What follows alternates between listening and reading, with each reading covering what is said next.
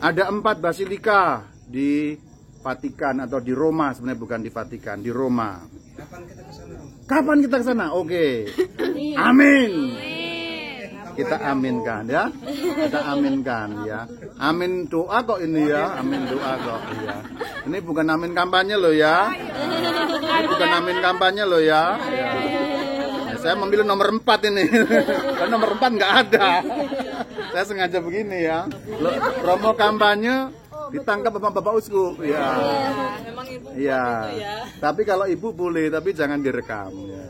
Basilika yang utama sebenarnya yang paling nomor 1 sebagai tahtanya Bapak Paus itu Basilika Santo Yohanes, atau disebut juga Basilika Lateran. Tapi ini kurang terkenal. Kalau yang terkenal adalah Basilika Santo Petrus. Nah, itu yang nomor 2. Nomor 1 Santo Yohanes, nomor 2 Santo Petrus. Karena kalau yang dalam syuting TV-TV kan yang banyak muncul tuh Basilika Santo Petrus. Lalu ada Basilika Santa Maria tadi itu, Santa Maria. Lalu yang keempat Basilika Santo Paulus. Jadi ada 4 basilika utama: Santo Yohanes, Santo Petrus, Santa Maria, dan Santo Paulus. Kenapa tokoh-tokohnya itu? Kenapa tokoh-tokohnya itu? Yang pertama, karena Petrus dan Paulus itu memimpin gereja dari kota Roma, bahkan menjadi martir di kota Roma. Rasul Petrus itu meninggal dunia sebagai martir, disalibkan dengan salib terbalik di kota Roma. Sekarang makamnya ada di bawah altar Basilika Santo Petrus. Lalu Santo Paulus juga meninggal di kota Roma, dipenggal. Beliau tidak boleh disalib karena beliau ini bukan orang abal-abal. Tapi kalau Rasul Paulus ini adalah orang dengan paspor Romawi. Artinya dia warga negara Roma. Kalau Petrus bukan warga negara Roma, maka boleh disalib. Yesus Kristus Tuhan sebagai manusia bukan warga negara Roma, tidak punya paspor Roma, maka boleh disalib. Pokoknya kalau bukan warga negara Roma, boleh disalib. Kalau warga negara Roma, tidak boleh diperlakukan dengan kejam, karena salib itu hukuman kejam. Kenapa kok hukuman kejam? Sebenarnya salib itu tujuan utamanya bukan untuk langsung membuat mati.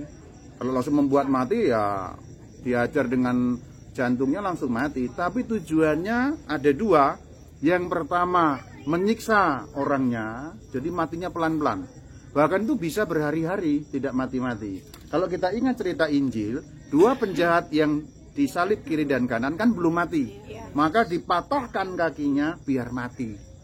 Itu bisa berhari-hari karena darahnya netes dari sini kayak infus aja. Hanya setetes, setetes, setetes. Nah, berapa lama itu?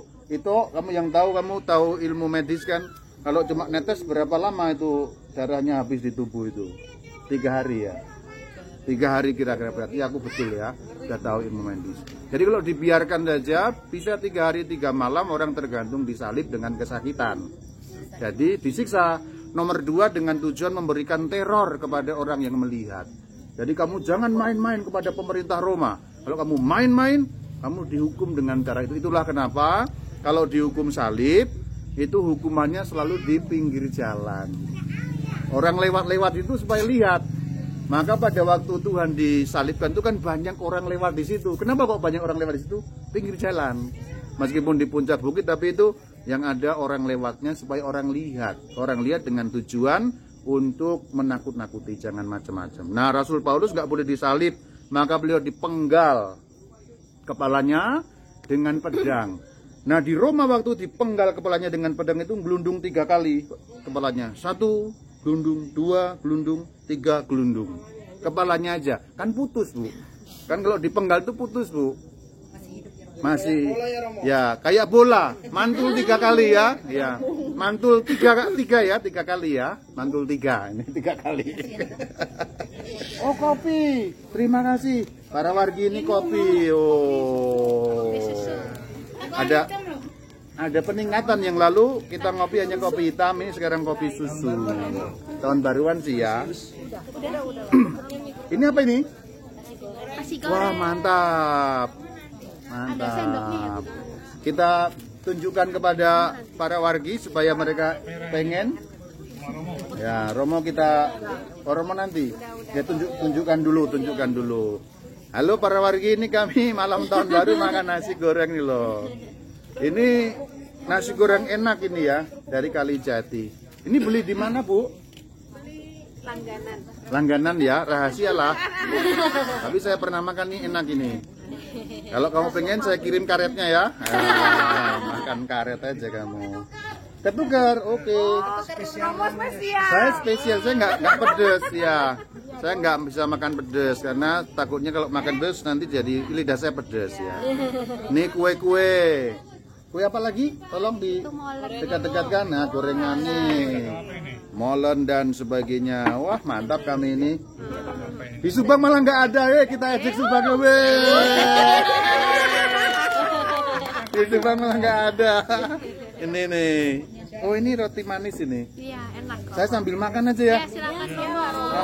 Kan santai. Iya kan santai. Seperti di pagi. Iya, santai aja. Ambil makan-makan aja boleh ya. Tadi sampai mana ngomongnya ya? Sampai 3 mata air. Oh ya, 4 basilika yang ada di kota Roma. Ayo sebutkan lagi biar jangan lupa. Basilika Santo Yohanes, Santo Yohanes, Santo Petrus, Santa Maria, Santo Paulus. Petrus dan Paulus kenapa dibuatkan? Karena mereka tinggal di Roma, memimpin gereja di Roma dan wafat sebagai martir di Roma. Bunda Maria dan Yohanes kenapa begitu? Ayo. Ini hubungannya dekat. Karena pada saat disalibkan, Bunda Maria diserahkan kepada Yohanes. Ini anakmu, ini ibumu. Ini hubungannya dekat sekali. Nah itu. Maka dibuatkan juga basilika di Roma. Padahal lagi apa sekarang? Sendok Romo. Oh sendok. Saya kira apa lagi? Sendok. Romo. Tuh sendoknya ada bening kan? Sendoknya sebening hatiku. Habis ya? Ada lagi? Sambil dimakan ya. Ini udah. Khusus kok Romo ya. Udah. Udah mulai kelihatan kembang api ya. Mana Romo? Itu dari jauh ya. Dari jauh. Romo, terima kasih Mbak Di. Romo khusus ini. Ini khusus. Ini Mbak Vera. Oh iya toh, ketukar toh Pak. Para wargi ketukar gak ini ya? Biarin lah. Oh iya doa dulu lah ya. Wah orang-orang. Saya belum makan nasi ya, baru makan snack. Kenapa kita jadi orang kafir ya? Kurang bersyukur. Stop dulu, kita doa lah. Tetap direkam nggak apa-apa biar kelihatan berdoa. Mari berdoa.